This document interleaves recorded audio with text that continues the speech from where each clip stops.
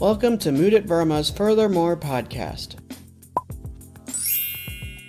What is poppin', everybody? I am with the phenomenal Kevin Wong of Kevin Wong Comedy. Yes, Kevin Wong is in the house, the leader of Introverts Paradise. Kevin Wong is this awesome comedian. He's a leader in our field, and he runs Introverts Paradise, which is a really cool open mic, and has been doing comedy for a long time. Kevin, tell us your origin story for stand-up comedy. It happened in 2010. I think we all wanted to be comics. There's just something in us. It's either that we see it and we want to emulate it, and I think it's also like a way into conversations and just being cool. I didn't get to do it because I didn't want to embarrass my family. I didn't want to say something that they might go, oh, you know, like you're talking about me, talking about our situation. So I just didn't do it until one day I was like, let's just do it. You have to do it. You only live once, and you're not getting any younger. So I did an open mic, a 3-minute set, paid $5 to do a 3-minute set, and bombed. Did not get a single reaction. Did the walk of shame back to my seat. And all it took was this one audience member right in front of me. She just turned around and she just goes, "Good job." She just winked, and that's all it took. I was like, I could do this. If she actually didn't think it was that bad, then you know, then there's the future. So awesome. That is so cool. Have you kept in touch with this person? No, it was a one and done deal. It was like a one night stand. You know, she's just like, that was it. But yeah, gotcha. I hope at some point that I would. I don't know who she was. I don't know where she came from. I think she was just an audience that just came for this open mic show, right? To show support for one of her friends or something. But yeah, gotcha. it touched me. So definitely. And remind us where you're from. Are you from like the San Francisco area? Yes, I am from the Bay Area. Gotcha. Very cool. I live in Maryland. Hopefully viewers know that by now. I live in the DC area, but my family, like my mom's side of my family, they live in Palo Alto. So I've been to. No way. Yeah. Oh, very cool. Yeah, I'm down that area too. I'm down in Santa Clara, which is like a little bit lower, a little bit south of Palo Alto. So. Gotcha. Yeah. So yeah, I visited San Francisco and that area a handful of times. It's really cool. What do you like more? Do you like DC or do you like the Bay Area? I like the Bay Area better. And the reason is pretty simple. I'm a warmer weather type of guy. And which means like I just don't like winter. I don't like the cold. I mean, snow, it's pretty for like one day. The snow is nice for like a day, but the rest of it just sucks. Yeah, I mean, I'm less productive. I'm more sluggish. Everything requires a warm up. Like everything's just so inefficient that the length of the days are shorter. Like, so if the average temperature is warmer, I want to be there. So Sound like an outdoors person. Yeah. Well, I mean, yeah, it's just like simple things. Like, I would be delighted to move to the West Coast if given the opportunity for that reason, just the weather. So grass is always greener on the other side. I can tell you that because I love DC. I think the comics are funnier. I think I almost feel like a lot of people try to emulate Dave Chappelle out in DC. Like they've got that vibe where they try to layer their jokes. It was a great experience for me. I love Georgetown. I love DC. It's a little muggy. It's a little hot. But, other than that, I enjoyed it. How many times have you been to DC for comedy? Once. What brought me out there was I'm trying to do all 30 stadiums, all baseball stadiums. So that was on my list. I had to do Baltimore, to do Camden Yards, and I had to do the ballpark in DC for the Nationals. Gotcha. Have you done stand up in other parts of the East Coast? I've done New York. What else is there? Florida. Not much, just random places. Okay, cool. So I have this impression of East Coast versus West Coast, and not just in comedy, but I feel like, is it just me or are West Coast people like nicer and not as cynical as the East Coast? Is that something you pick up on, or? I would not use those words. I would say that we're slightly more sensitive. I would say that, and I would say that with East Coast, there is a little bit more thicker skin. I think. I don't know if it's something that people just kind of deal with. I don't know if it's the ratio of minorities to, other people or what, but I think when you're in the Bay Area, I think there's a requirement that you need to have like 2 minority friends per person. Otherwise you're just a racist. Gotcha. So I think a lot of people are more sensitive and they're just more aware of like, oh, maybe you shouldn't say that. Gotcha. Yeah.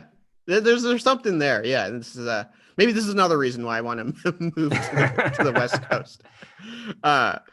So tell us about Introverts Paradise. Was this a thing before the pandemic, or did Introverts Paradise start with when the pandemic started? It started because of the pandemic. It was a thing. All my show dates that I had booked was just getting squashed. We couldn't do shows anymore, and they all kind of became like these Zooms. They're like, hey, we're not doing it in March. We're not doing it in April. Do you want to do my Zoom in May? And I was like, what is that? They're like, it's kind of like comedy. You just do it over your laptops, like a conference meeting. And they're like, yeah. I was like, no, I don't want to do that. I don't want to entertain people like that. But it really, so what I did was I want to practice. I want to see what it feels like. I just want to do it as opposed to just going cold. So that's when I started the open mic, Introverts Paradise. Gotcha. Yeah. That your mic, Introverts Paradise, was one of the first that I was. No way. Yeah. Oh, very cool. Yeah. When this whole thing started, absolutely. Like Thursday nights, Friday nights. It was. Yeah. It was part of the weekly routine. What got you in on the Zoom stuff? I think that when I started to understand that Zoom comedy and online comedy could be a way to network and meet and perform for comedians and artists that are not just in my local area. Once that clicked, because it didn't click at first when my local scene started Zoom, because it just felt very like inefficient and very like I felt like they were trying to emulate kind of the grind of like, okay, you drive to a venue and you spend time driving and you spend time driving back. It's like, well, if I'm online, then maybe I can just create original YouTube sketches and just do that. But once I hopped on a Zoom that was not in my local scene, just working outwards, maybe like Philadelphia, and then I don't remember like what really drove this burst of I think actually I do. So once it became normalized to join Facebook groups of cities and comedy scenes that I wouldn't have the plans of joining, like from San Francisco to LA to different countries even, it just became normal to simply join those Facebook groups, and then in those Facebook groups everyone was posting their Zooms. Then it just like right. It's not just for them, but it's for everybody that's in that group. And since you're a part of the group, you just I could be a part of it. Yeah. And it became like this web, this interconnectedness. And then I for better or for worse, I did incorporate a few props into some of my Zoom stuff. Props that I wouldn't be able to incorporate like on stage, like on a live stage. And then so that like pushed me to just simply search on Eventbrite, as well as in the Facebook search bar, just open mics. And Eventbrite in particular, Introverts Paradise is very prominent search result. So yeah. Oh, very cool. Yeah. And then it just boomed from there. So I agree with you. I think a lot of what you're saying makes sense, because to me, I feel like that there is a barrier. So if you're an introvert, you don't have to be as intimate as you being on stage. You actually you're in your own space. So this is your own little paradise. Right. You get to fly your freak flag. You get to show off stuff. Plus you have props. You can do whatever you want. It's a different medium that people don't typically get when they're on stage. Gotcha. Yeah. So I think like for you, I actually look forward to your stuff, because there's always something new. Like you're always trying to, if there is a joke that you've done before, there is like a certain twist to it that you go, how do I make it a little bit better? And I feel like you're using Zoom as a way of like, I'm just going to do what I can, as opposed to just trying to get laughs. Right. from this one set, because you know that there's multiple Zoom shows Exactly. or after. So yeah, I totally agree. It's more, I feel more liberated to experiment because right.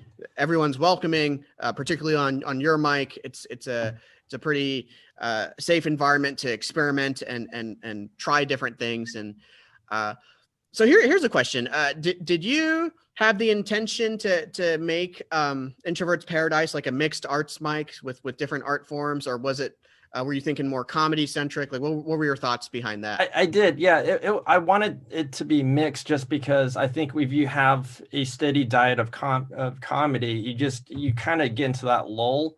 Mhm. And I think with I saw Steve Martin and Martin Short do a thing in Santa Barbara, and they just incorporated all the stuff. It wasn't just them being on stage, but they had skits, they had music, they had this whole element. And I know Dave Chappelle does that too, where he incorporates music with stand up, and he has all, like, to me, I felt like that's more of a show.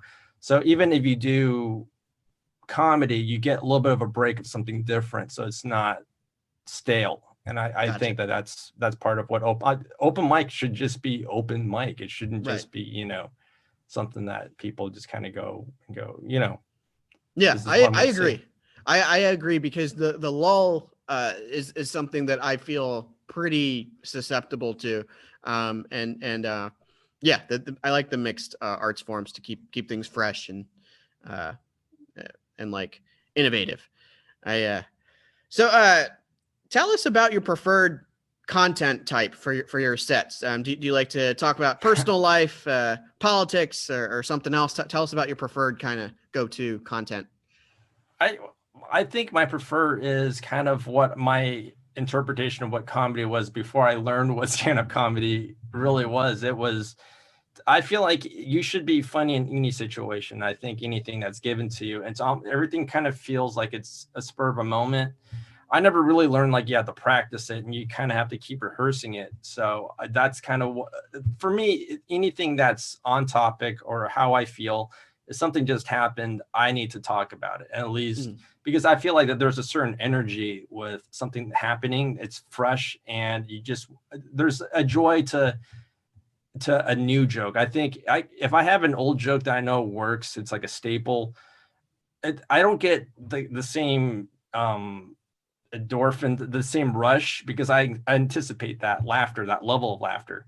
But if I do a new joke and I hear like a certain level of laughter, I go, whoa, I gotta keep, like, that's the thing that keeps me going. It's just that Yeah, burst of energy, just being creative, just kind of keep creating new content. gotcha. That is awesome. And so I understand that you've come up on your 10-year mark on Yeah. stand-up comedy. That's awesome. What tell us about that? What how has your stand-up evolved? What are some reflections?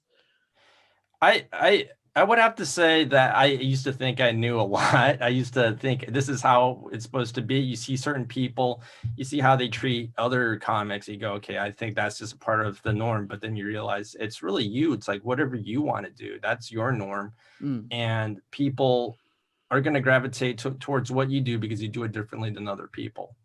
Um, what I've learned this year, I think this is the best year for me. My 10th year is during the pandemic, is, like I said, there is that barrier that I didn't have to, I don't feel like I'm investing when I go to a show or to a mic, that I have to do that 45-minute drive and 45-minute back and go, oh, you better crush. Otherwise you're going to lose that feeling of, like, they're not going to book you again. And that was a long drive. Now it's mhm. just, this is your platform. You can do whatever you want, and people are going Yeah. to, the moment you feel like that there's something true and authentic about you, people are going to go, that's pretty cool. Like, I can't believe you said that. So that's how I feel too. So I think that's part of what I got out of comedy last year, is Definitely. connecting. That is awesome. That is really cool. Uh, I tell us about how do you balance comedy with other commitments in your life, say work and maybe self-care, fitness, other commitments. You take 2 months off. That's that's what you do. You just cut Introverts Paradise off for 2 months. Work kind of caught up with me, and I thought I would cut it down for a month as opposed to two, but it just got too much. And at some point, you just have to cut things out. That's what I learned too, is like you have to prioritize. And I used to go comedy's number one, but I realized there's other stuff. I mean, what drives my comedy is living, you know, a lot of stuff that I have to experience for myself, either if it's shame or if it's just being embarrassed, or I have that, I need that moment, because I'm not a good actor. I can't act and pretend like, oh, this happened to me. I need to experience it, then just kind of go, what am I feeling on the inside? And that's when it becomes comedy.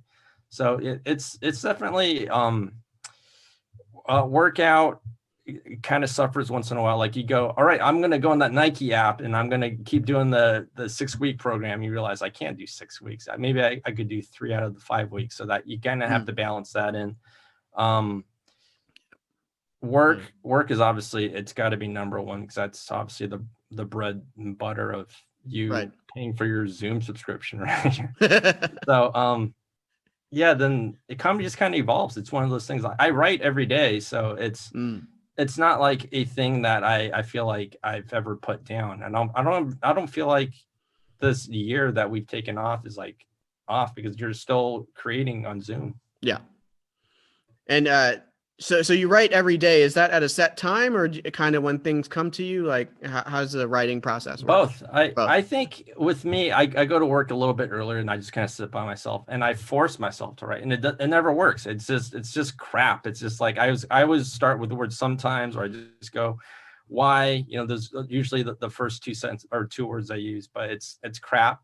But I think it just starts your motor going. And during the day when something happens, like, oh, I got to write this down. And that's kind of like when it all happens. So throughout the day, I take time out and I go, I got something. And I think it's just getting your motor going in the morning. Definitely. Okay. Yeah. For me, I'm trying to get there where it's a bit more of a built-in routine. For now, it's kind of just, if it's something occurs to me, then I quickly jot it down either on paper or on my phone. But you start in the morning? Speaking of mornings, my sleep cycle has been very lopsided lately, and so I want to get there. I don't at the moment, but I want to. I need to get there. Yeah. Pandemic has been a little bit messy for me. Again, being in between jobs, but I'm pressing. I'm getting these interviews. Just waiting to cross that threshold into, finding work. Do you do the 3 pages a day thing, or do you just kind of, it's all sporadic here and there? Yeah, unfortunately, it's a bit sporadic. I mean, I'm trying to think of what kind of minimum goal I want to adhere to on a daily basis. Maybe. It could be like a tweet every day where it's like at minimum a premise, and then it gets fleshed out. Well, the thing that I do daily is I show up to a mic, and I do at least one mic a day on Zoom, and there's at least one tweak or one bit or tag that I do differently on that mic. But I could be better about documenting and like measuring sort of right. Like what I'm creating. But somehow tying this back to my preferences for weather, I'm like more on top of, I'm more on top of this stuff in the spring and summer. I mean, it's just like I'm more, again, like I'm more on top of documenting sort of my work and organizing it, and everything is just so sluggish for me. Like it might be, I don't know, my body, or I'm going to move to the West Coast like tomorrow. That's that's what's going to happen. You can move into this walk-in closet right here. I'll let it go for $1,000. There are your prices. Oh boy. Yeah. My family, they were telling me about that. They're like, yeah, I don't like, we don't know what's going on. Like the housing here is, it's crazy. Still like super expensive. Yeah. Yeah. George or DC's like that too, right? Yeah. Like I assume I don't know if it's like as severe, but I assume the heart of DC is like that. I'm in a suburb that's kind of outside of it, but yeah. That's what's happening. You mentioned something I wanted to ask you about is about kind of like the diversity and like minority friends. What do you have any thoughts on maybe sort of being Asian in comedy and maybe what that experience was like? Yeah, it's a little bit different in the Bay because there's so many of us, so it's a little bit backwards. But I never wanted to do anything about race to begin with because it just seems so easy. It seems so cliche. It's something that everybody does. They always talk about their parents. They talk about how difficult it's like just, growing up, how you need to start with an instrument and stuff like that. So I never got into it until I'd say the last 3 years, that's when it really hit me. I goes, this is who you are. I'm pretty sure people, when they see you, they want to know what it's like being you. It's not necessarily being Asian, but what it's like being you as a person and what I had to deal with, because not everybody knows what it's like growing up Asian. So. Right. Yeah, definitely. I think, it's something that I am exploring. I think that my comedy is more, there's more to expand on it when I sort of stay true to like myself, as opposed to maybe like wordplay, because that stuff has dead ends that don't really flourish. And well, where are you with the Asian thing? I think that I'll say this. So my bits that relate to culture and like being Hindu, being Indian, being of a broader Asian kind of diaspora, that stuff lands more and lands better on Zoom. I think that unless it's in my head, but on average, the comedians and audience listening and tuned in on Zoom are more receptive to that than my local scene open mics. Maybe my local shows, like the showcases. I find that a lot in the DMV, particularly in the Baltimore area. Not so much DC, but in the Baltimore area and maybe slightly more rural areas and maybe like some portions of Northern Virginia. I and other comedians that are relatively new, we have to, before we can actually do our set, we have to like get the attention of the room, because there's a lot and yeah, maybe it's the same on the other side as well. Like people are, I don't know, on their phones or having their own side conversations. And I think like the nuance that if I'm talking about culture and background and religion, all that nuance gets lost if people aren't already tuned in from the get-go. And I think in the DC portions, like the heart of DC, I think there's culturally, there's already this established, like people are already tuned in to whatever comedian is on stage. Even if they're bombing, they're still tuned in to that bombing. So that's sort of. Do you hide that race stuff in the middle, or do you start with it? On Zoom, I start with it. Or in the DC area or the DMV. The DMV, I kind of have to read the room. I might start with a bit that's just kind of neutral, maybe about like work, which I'm in between. So retrospectively, work or like lifestyle or fitness, something that doesn't have like a cultural charge and or like tone and then I don't know. It's like it's usually something that's strong, like a strong, quick 1 or 2 liner that lands and even if it doesn't like get huge amount of laughs, if it gets the attention of the room where the faces turn and the eyes are locked into me on stage, then I go into like the cultural portions, the deeper. Do you have an opener, like an open line that you usually do? A set opener. I have a go-to closer, which is I like to mood it. Yeah.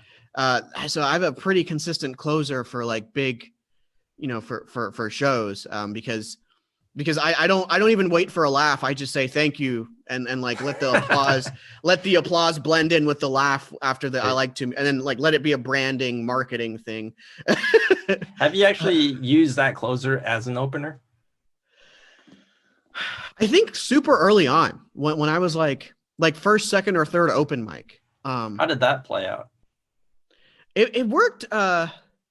It played out in my very first open mic ever. It worked because I said off the cuff, like, has anyone seen the movie Madagascar?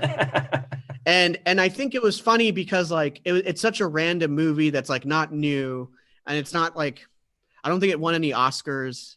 Like I'm pretty sure had David Schwimmer, had Chris Rock, everybody. I don't know. I don't know how people. I mean, it had big names, and it was like I think it was a good iconic movie, but it was just I think like my first in the commercials. Yeah.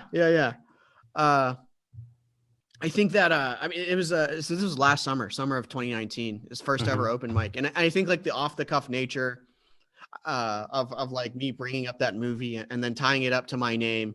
I think the cadence of me doing the bit, like it wasn't me actually performing the phrase or the line of the song. I was like thinking off the cuff, like you know that's like that line. I like to move it. You know, so I was thinking about inserting my name to have people remember, and I was like doing this off the cuff cadence because to the crowd, and it worked. Yeah, it works. It definitely works.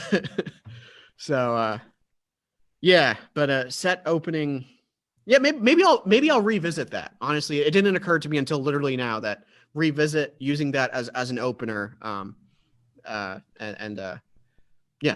that's a good idea. What else? So I know very, very little about baseball. Tell us about your baseball fandom journey. Like give us an orientation to that. There's no origin. I really don't know. It's cousin I'm very close, and we grew up very close, and I think that's something that kind of kept us together was baseball. He's on I'm at the area, so we had our teams, and it's just baseball cards. We just kept collecting baseball cards. We shared it. It's the experience. I think I just kind of always had it. It's just as the game evolved, not same game anymore. Evolving side. I started doing that again. So I'd go just like 1 month and bring kids or asleep. Yeah, I don't think it's just something. I think what makes us sometimes is there's a tie to our childhood, and I think baseball's definitely the one. Gotcha. Very cool. That's yeah. It's always fun seeing your the bobbleheads. Yeah, the bobbleheads, like incorporating them. Yeah, it's awesome. I don't know that I have like an appreciation for a sport or anything like of like where I have bobbleheads. Like, I like I mean there's maybe a couple there might be a couple of video games I might like or I played sports in high school, but I never followed them. Like I played soccer, I ran track, but I always found fandom for sports to be a bit of a chore. Like maybe I was just uncomfortable. Yes. Yeah. I think I was uncomfortable like tying my like emotional status with the outcome of like a game. Oh, you lucked out because it's horrible. Like you should never get into it. You get so invested and it's just it sucks the life out of you. Like you're talking about like breaking up. How do you break up my work with comedy, with workouts or sports or whatever?